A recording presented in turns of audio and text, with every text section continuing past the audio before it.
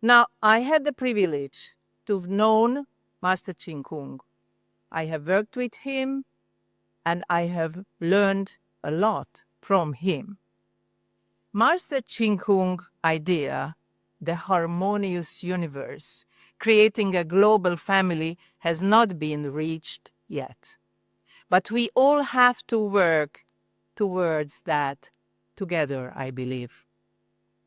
Master Ching Kung advocated the teaching of compassion and loving kindness, religious harmony, multiculturalism, and racial equality.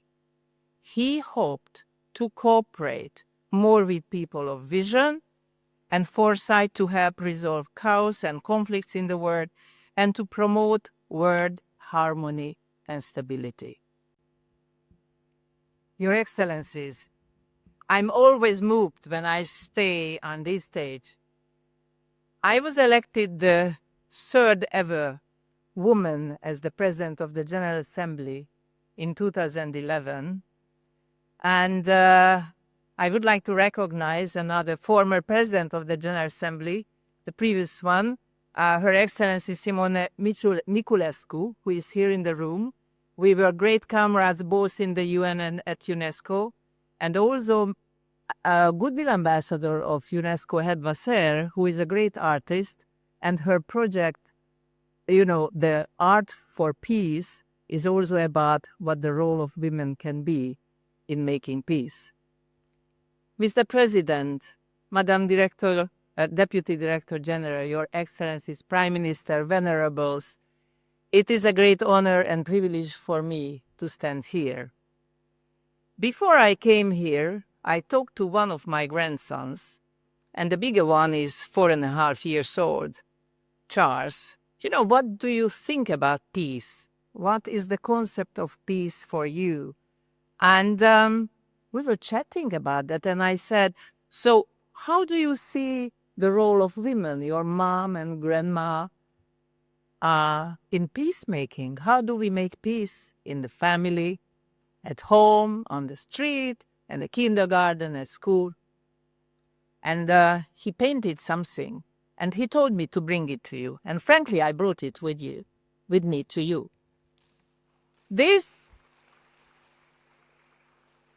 He said, this is all you are here in the room. I showed him the picture, we will be all sitting here.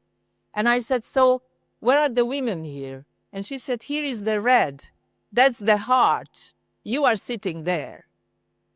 So you see, even for a little child, this is a concept, what women can do for peace, giving the heart and the spirit and the will and the persistence to that.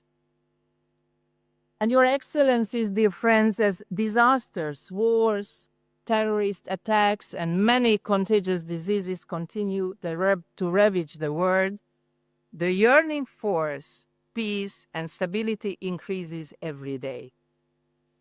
Now, I had the privilege to have known Master Ching Kung. I have worked with him, and I have learned a lot from him.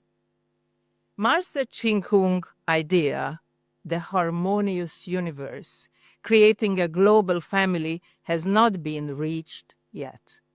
But we all have to work towards that together, I believe.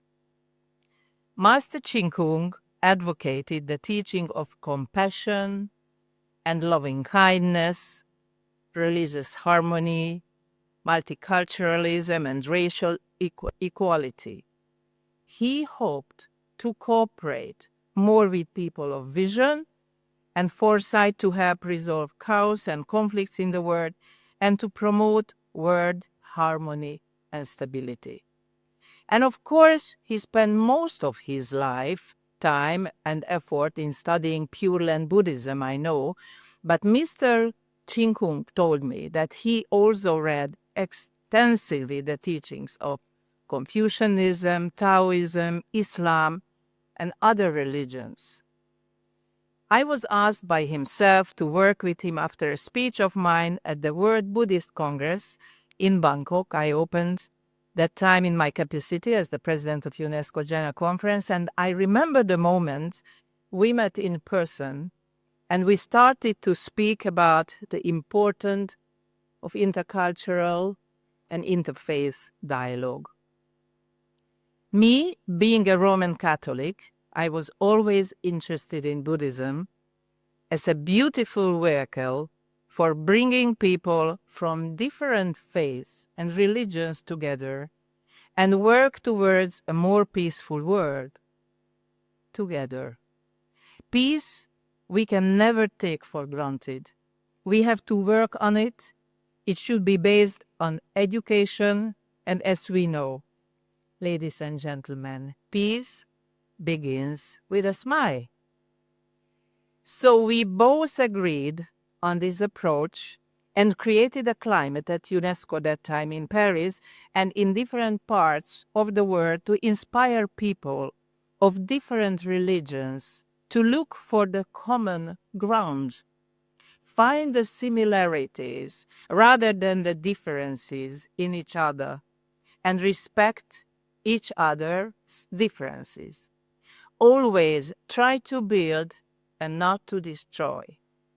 Esteemed guests, respected monks, and dear friends, today as we gather to celebrate in a way the International Women's Day, we find ourselves at a vital crossroads, one that calls for reflection on the profound contributions of women in fostering peace and harmony in our world. The teaching of Buddha reminds us that peace is not merely the absence of conflict, but a state of being cultivated through compassion, understanding, and awareness. In Buddhism, we know peace is deeply intertwined with the concept of the metta, the loving kindness, and the karuna, the compassion, which I fall in love because of Master Kling of all these teachings. And women throughout history and across cultures have exemplified these qualities. From nurturing families to leading communities, their roles often embody the very essence of peacemaking. Women have been the backbone of families and societies, instilling values of compassion and empathy in children. Their influence in shaping future generations is immeasurable. And I always say, it's up to us women how we raise our sons, our grandsons, and what impact we can make in our surroundings. In many conflict-ridden areas, women play a critical role in peace negotiations and reconciliation processes, and their unique perspectives often bridge divides, fostering dialogue where none existed. But we know that despite their vital contributions, women still face significant challenges, including discrimination and violence. And it is imperative that we empower women through education and support, enabling them to take active roles in peace-building efforts.